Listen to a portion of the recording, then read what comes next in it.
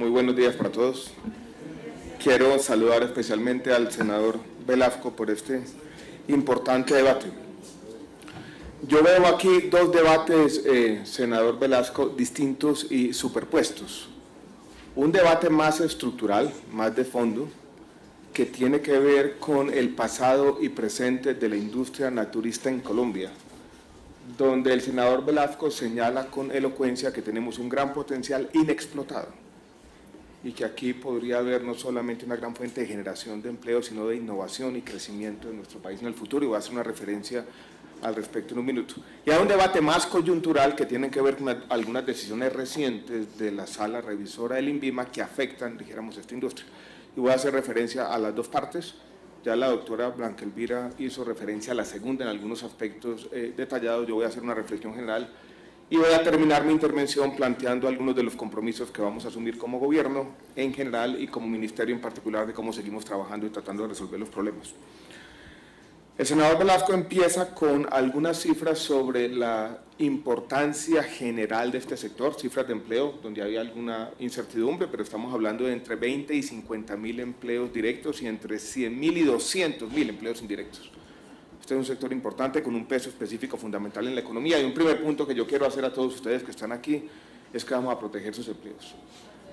El gobierno no va a hacer nada que va a conspirar, dijéramos, contra los empleos de ustedes, y haré referencia a eso más adelante.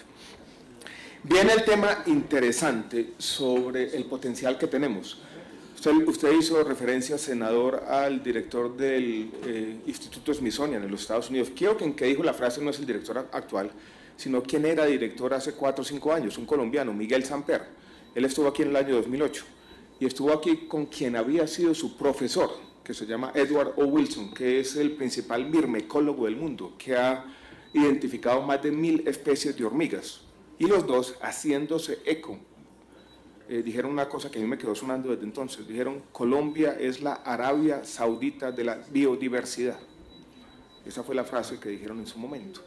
Planteando eso, ese gran potencial que tenemos económico, haciendo la analogía con... Cristian Samper, sí, Cristian Samper, perdón. Miguel Samper era seguramente su pariente. Primer historiador económico de Colombia, que escribió un artículo sobre la miseria en Bogotá, Cristian Samper. La Arabia Saudita de la diversidad, decían entonces. Colombia también tiene no solamente en el tema de biodiversidad, sino en tema de conocimientos ancestrales. Colombia ha sido en la investigación global un foco en los temas de etnobotánica. Tal vez el libro más importante y más leído sobre etnobotánica se llama El Río, que escribió un antropólogo canadiense, Wade Davis, sobre el conocimiento ancestral en Colombia. Entonces tenemos ese gran conocimiento, ese gran potencial sin explotar, que es el punto que menciona, dijéramos, el senador Velasco. ¿Por qué no lo hemos explotado? ¿Dónde están las falencias? ¿En qué hemos fallado no solamente como Estado, sino como sociedad? Porque aquí tampoco vamos a cualquier universidad de Colombia, no vemos mucha gente, muchos muchachos estudiando, queriendo estudiar biología, o queriendo estudiar etnobotánica, o queriendo participar en estas investigaciones. Muchos quieren ser abogados, usted bien lo dijo. Yo quisiera plantear un primer tema. No podemos reducir, dijéramos, este divorcio entre nuestra potencialidad y lo que observamos en la realidad a un simple tema del costo de los registros sanitarios. El tema va mucho más allá. Ese es un obstáculo que existe hoy en día. Valen 2 o 3 millones de pesos, regularmente el estudio cuesta 500, usted mencionaba 30 millones adicionales de unos honorarios, pero ese es un obstáculo coyuntural que tenemos hoy en día, pero ahí no está, creo yo, el meollo del asunto, que es mucho más complejo. ¿Dónde está? Yo creo que es difícil. Quisiera llamar la atención, y no nos corresponde, dijéramos, como Ministerio de Salud, estar muy metido en este tema, aunque tenemos una política de innovación. Incluso el decreto de biotecnológicos que el país ha discutido en los últimos días y semanas apunta hacia eso, no solamente a bajar los precios de los medicamentos, sino a permitir el desarrollo de una industria biotecnológica local, que ojalá comience a desarrollarse. Poder producir, como lo hicimos en alguna vez y como lo hacen Argentina, Brasil, incluso Cuba, vacunas. Todavía no hemos desarrollado una capacidad en ese sentido porque no tenemos desde las universidades la formación de ese talento humano.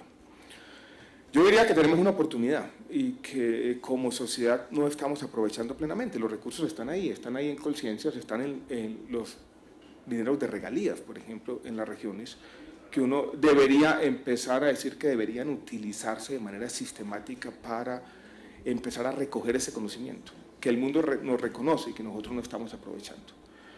Entonces yo creo que aquí se plantea un reto que va mucho más allá de lo que puede hacer un ministerio, que va mucho más allá de una política, dijéramos, coyuntural, que va mucho más allá de los retos regulatorios del INVIMA, y es un reto que nos debe de alguna manera llamar la atención como sociedad.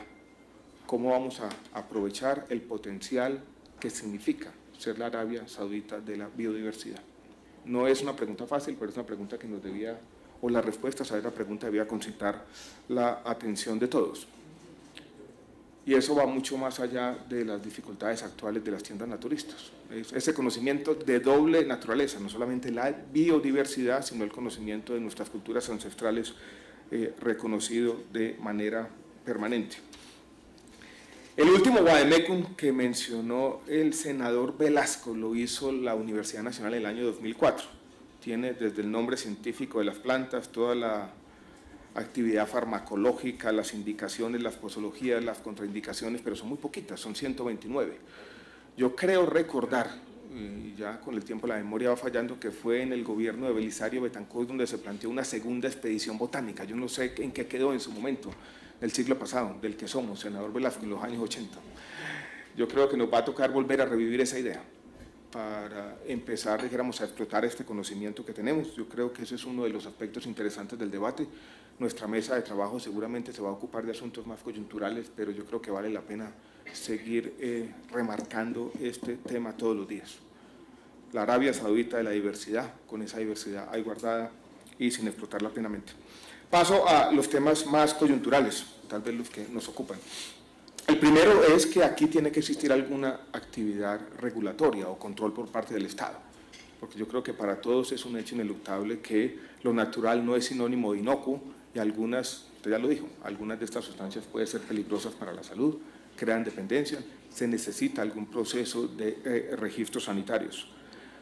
Se hace en Colombia como se hace en muchas partes del mundo, existen decisiones que están por fuera de los caprichos de la coyuntura, y por lo tanto esas decisiones se han puesto en una sala especializada, dijéramos con el conocimiento, que como ya dijo la doctora Blanca Elvira, tiene varias funciones. Examinar toda la evidencia que se tiene sobre seguridad y eficacia, regular las condiciones de venta y regular todo lo que tiene que ver con las advertencias, el etiquetado. Y producir el listado, que es donde se estipula todo lo contrario. ¿Cómo empezó este debate? Empezó con una decisión de la sala especializada por allá en mayo, donde en un acta de esa reunión, 59 sustancias que no tenían condición de venta con fórmula médica, aparece la fórmula médica. Nosotros empezamos, se suscita un debate público interesante, el Ministerio revisa esa decisión y el 19 de septiembre pasado, con base en el decreto 2266 del año 2004, le solicitamos al INVIMA por escrito revisar y evaluar las recomendaciones de la sala con respecto a esas 59 sustancias, cosa que hizo el INVIMA en su momento. Yo creo que esa primera parte del debate, para tranquilidad de todos, ya está saldada y ya el Ministerio fue bastante explícito, casi vehemente en decir deben revisarse o debe revisarse esa decisión y evaluarse esa decisión. Nosotros vamos a estar muy atentos y eso va a ser parte de las conversaciones que tenemos en la sala. Sobre ese aspecto puntual, sí, señor. Una interpelación, señor Velasco, muy puntual. Ministro, no, simplemente para recordarle que la revisaron, pero no la derogaron, la aplazaron, cambiaron los plazos. Ojo, esa está viva, está perfectamente viva, pero está aplazada. Aquí la tengo. Dice, resuelve el INVIMA. Ajá. En consecuencia, queda sin efectos el plazo contemplado en la circular externa tal de mayo del 2014. El plazo de la circular, pero está viva, o sea, pues espero que la estén revisando para derogarla. Gracias, ministro. Seguramente de las 59 puede haber una o dos sustancias que requieran, dijéramos, fórmula médica. Estamos en ese proceso concienzudo de evaluación y revisión, y eso va a ser parte de nuestra conversación. Ahí yo lo que siempre he dicho es, vamos a actuar con sensatez, con apego al sentido común, como toca. teniendo en cuenta las decisiones técnicas y también teniendo otro aspecto que debe acompañar las decisiones públicas en este aspecto, y es cuál es la capacidad de inspección, vigilancia y de control del Estado, efectivamente. Usted ya nos mostró con un caso particular lo que ocurrió en un almacén de cadena, cuando usted va a comprar algo y dice fórmula médica y nadie le dice nada. Entonces uno a veces el Estado sobreestima su capacidad de vigilancia. Vienen otra serie de temas, dijéramos más coyunturales, que yo podría resumir en 3 capítulos. Uno que no aparece solamente con respecto a los productos naturales. Y yo creo que en esto, doctora Blanca-Elvira, nosotros tenemos que ser sinceros, y sí se presentan a veces quejas sistemáticas sobre la falta de predictibilidad y certidumbre en los plazos del INVIMA. Entonces uno dice que algunos se aprueban en pocas semanas, otros se demoran meses e incluso años. En eso, dijéramos, tenemos que trabajar para mandar un mensaje de transparencia a toda la sociedad. Y es un tema, dijéramos, que aceptamos más allá de las anécdotas y los casos particulares, y es una labor que tenemos que hacer. Hay otro tema que tiene que ver con las asimetrías señaladas, la forma como se tratan los productos naturales y la forma diferente como se trata, dijéramos, los productos de síntesis química. Yo creo que algunas de las cosas que se han dicho que seguramente vamos a tocar en la mesa, la industria tiene razón, la industria de productos farmacéuticos. Ese trato diferencial y muchas veces discriminatorio, incluso usted utilizaba, senador Velasco, la palabra incluso xenofóbico. Yo creo que eso tiene que hacer parte, dijéramos, de nuestra conversación. Algunos de los ejemplos que ustedes han puesto nos llaman la atención y yo creo que tenemos que tomárnoslos muy en serio. Yo quisiera terminar diciendo lo siguiente. Hemos tenido 4 reuniones de trabajo. Yo creo que lo que tenemos es que formalizar esta interacción y seguir trabajando juntos en estos temas. La necesidad de una mayor transparencia, la necesidad de eliminar ese trato asimétrico, lo que estamos haciendo con la revisión y evaluación de la decisión de la sala especializada, pero también para empezar a tocar los otros temas de la primera parte de la intervención, donde como sociedad tenemos que avanzar ya en el siglo XXI, porque si no, no vamos a hacer nunca esa Arabia Saudita de la biodiversidad, y por lo menos esta generación nuestra va a desperdiciar esa oportunidad. Muchas gracias, señor presidente.